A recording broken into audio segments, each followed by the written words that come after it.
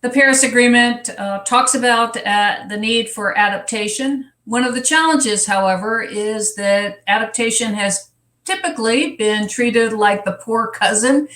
It simply hasn't risen to the top of the agenda. That is a source of great frustration to developing nations who've had the least to do with creating the climate change problem. But they certainly need access to finance, money, to be able to adapt to the impacts that can no longer be avoided.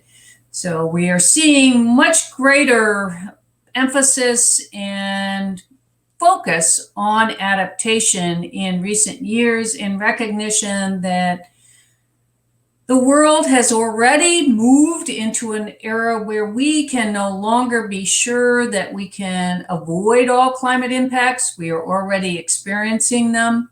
So we need to both mitigate emissions, cut emissions, to avoid unmanageable climate change. But we also now need to manage the climate change, which is unavoidable. And so there's been calls for development of national adaptation plans, greater financing for developing nations that is focused on adaptation, emphasis on building climate resilient infrastructure, as well as infrastructure that takes into account both mitigation and adaptation in the planning. So this is an area of expanding activity because unfortunately, nations have been unsuccessful to date in changing the trajectory of heating, and there's a recognition that there's some things we need to prepare for now because we're already experiencing them. The world's nations, the developing nations, made a commitment to provide $100 billion in climate finance each year starting in 2020 to developing nations to assist them both with clean energy as well as adaptation.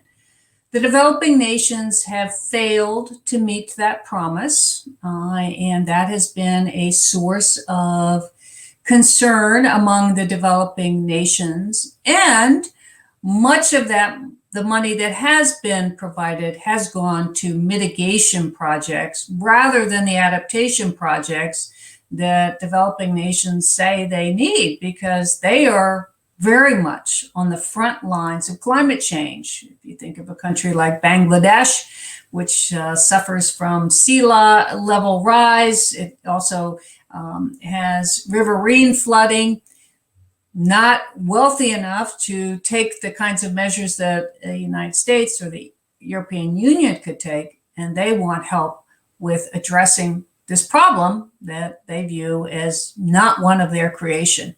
So this will be an issue, continuing issue for the countries that have committed to the Paris Accord, which is virtually all countries with a few minor exceptions.